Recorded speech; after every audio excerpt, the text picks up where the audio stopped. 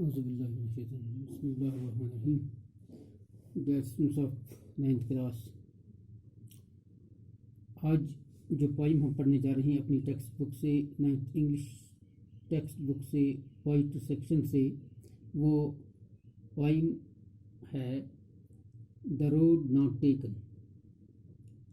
The road not taken ये poem है, और इस पोइम का जो राइटर है वो एक फेमस पोइट है रॉबर्ट ली फ्रॉस्ट, जिसको हम पॉपुलरली रॉबर्ट फ्रॉस्ट के नाम से जो मशहूर है।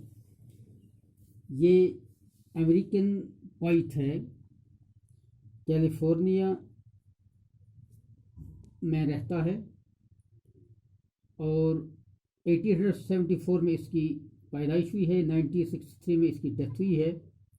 ये एक सिंपल राइटर है, इसकी पोइट्री बड़ी सिंपल है लेकिन बड़ी इंसाइटफुल है, यानी बहुत ही गौर तलब पोइट्री है इसकी। इसने बहुत से अवार्ड्स हासिल किए हैं, पुलित्ज़र प्राइजेस इसने हासिल किए हैं। तकरीबन इसने जो हैं 4 दफ़ा 4 टाइम्स इसने पुलित्ज़र प्राइजेस जो हैं जीते हैं।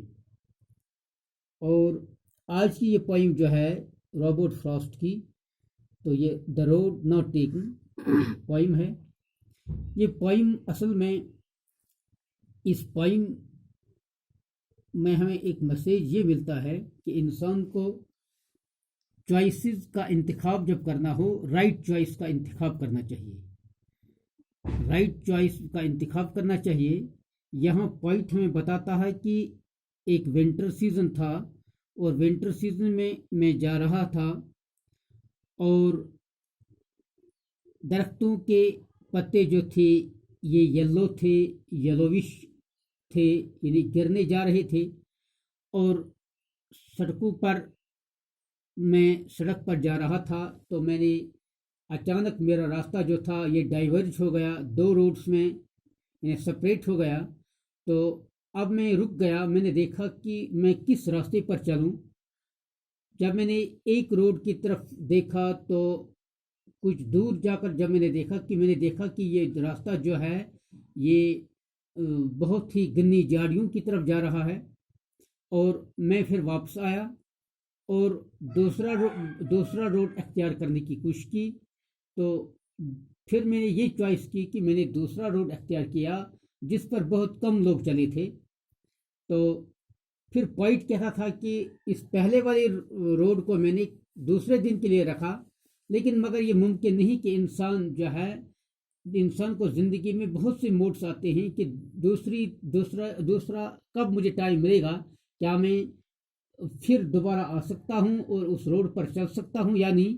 तो इसलिए यहाँ जो है अब ये चॉइसेस बताता है। फिर जब इस रोड पर चलता है कि इसको मुश्किलात का सामना करना पड़ता है, तो अब ये अपनी इस गलती को नहीं दूर कर सकता है, अपनी चॉइस को चेंज नहीं कर सकता है, क्योंकि ये बहुत दूर आगे गया था। इसलिए अब इंसान को यहाँ हमें ये मैसेज मिलता है कि इंसान को सही चॉइस का इंतखाब करना है, क्योंकि सही और राइट चॉइस जो है ये इंसान के फ्यूचर के लिए बेहतर है। और इंसान को अपना फ्यूचर बनाने के लिए सही चॉइस और काउंसलिंग ज़रूरी है।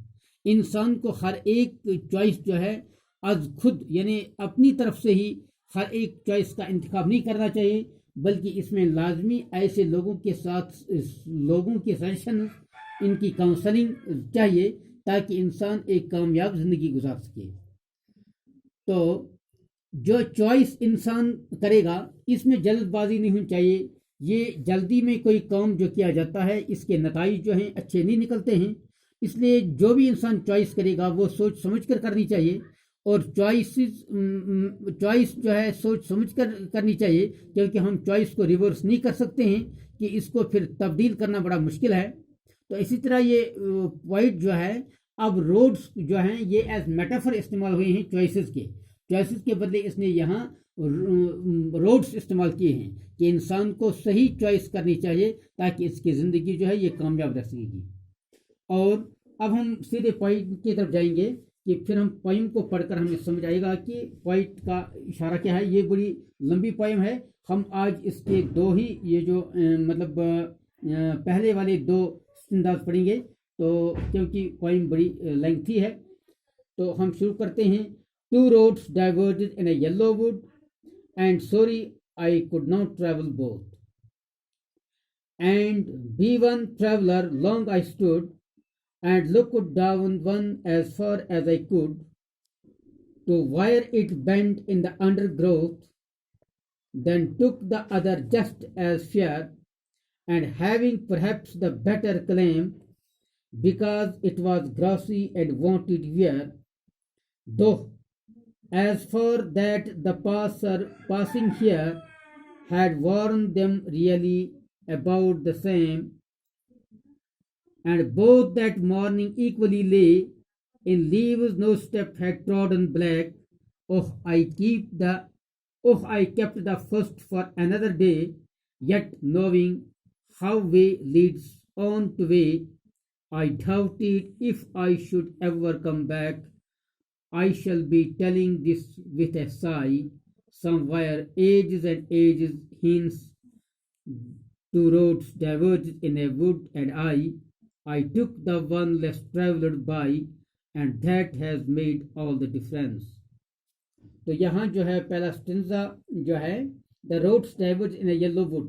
तो यहाँ पॉइंट कहता है कि ये रोड्स जो थे जिस पर मैं जा रहा था ये डाइवर्ज जा रहे थे, यानी ये सेपरेट हो रहे थे एक जर्द जंगल की तरफ। यानी विंटर सीजन है, विंटर सीजन में दरख्तों के पत्ते जो हैं ये येलोइश कलर के होते हैं, जर्द रंग के होते हैं, और इसी जंगल की तरफ में ये रोड जो है ये डाइवर्ज हो रहे थे।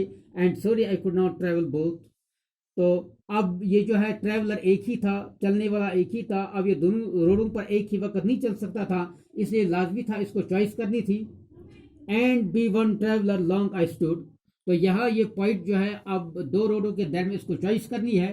तो बहुत देर तक ये सोचता रहा कि मुझे किस रोड पर चलना चाहिए। And look down one as far as I could. और आखिरकार इसने सोच विचार के बाद इसने एक रोड का इंतखाब किया। He chose one road to where it bent in the undergrowth. तो जब ये इस सड़क पर जा रहा था तो आगे जब ये बढ़ा था इधर इसने देखा कि ये घनी झाड़ियों की तरफ जा रहा था ये road. Then took the other just as fair. तो वहां ये वापस मुड़कर आया। अब इसने दूसरे रोड का इंतखाब किया, क्योंकि पहला रोड जो था ये ज्यादा जो है ये घनी झाड़ियों में जा रहा था, फाइलेज यहाँ था, यहाँ घनी झाड़ियां थी, इसलिए इसको डर लगा, इसने दूसरा रोड अख्तियार किया।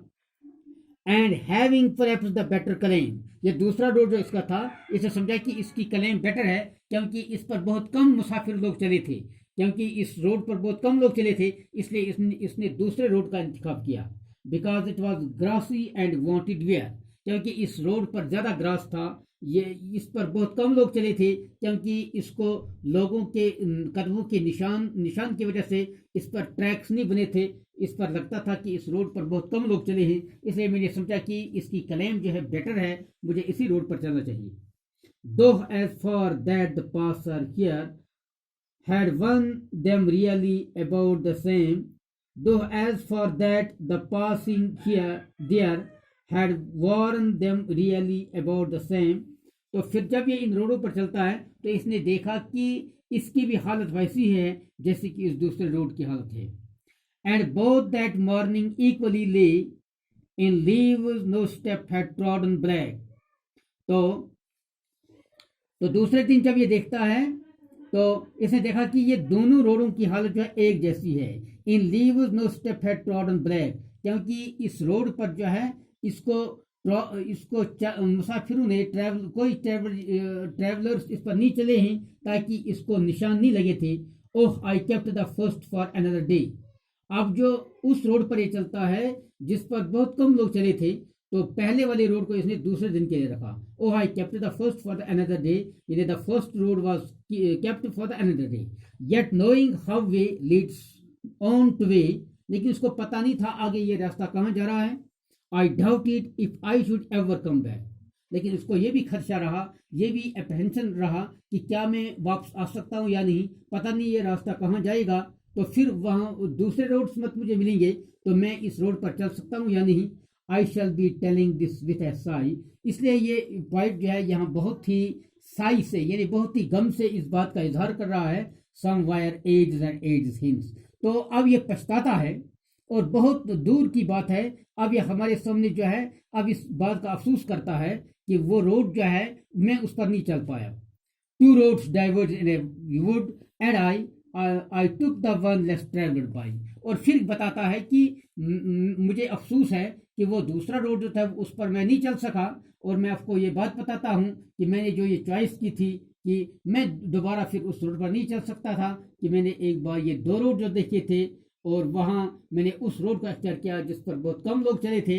And that has made all the difference. और यही है कि सारी फ़र्क तो इसने यही जो मैंने वहाँ इंतखाब किया था, चॉइस की थी, इस चॉइस की वजह से मुझे पछताना पड़ा। इसलिए ज़रूरी है कि यहाँ इंसान को ये चॉइस जो करनी है इसको सोच समझ कर करना है, ताकि इंसान को फ्यूचर में फिर जो है रिपेंट और पछताना न पड़े ज़िंदगी में। तो इसी तरह ये डाइवर्ज का मतलब है सेपरेट होना, तो अंडर ग्रोथ का मतलब है dense growth of plants and bushes. Wanted wear का मतलब है जिस पर कम लोग चले हों, तो यानी लेस ट्रेवल्ड बाई और यूज्ड, यानी वो सड़क जिस पर बहुत कम लोग चले हों और उस पर निशान नहीं होते हैं। तो यहाँ जो चॉइसेस हैं, यहाँ जो रोड्स हम देखते हैं, ये रोड्स जो है यहाँ एज मेटाफर इस्तेमाल हुए हैं। तो मेटाफर हम किसको कहते हैं? मेटाफर जो है ये हम अप्लाई करते हैं किसी वर्ड को या फ्रेज को, कि ताकि हम कंपैरिजन करते हैं, जस्ट फॉर द कंपैरिजन। ये एक्चुअल मीनिंग में नहीं होता है, बल्कि कंपैरिजन करने के लिए होता है, इसको हम मेटाफर बोलते हैं। इसलिए यहाँ रोड्स जो हैं, जो चॉइसेस हम जिंदगी में करते हैं उसी चॉइसेस के बदले यहाँ रोड्स इस्तेमाल हुआ है। तो आज के लिए काफ़ी है, इंशाल्लाह कल आगे होगा।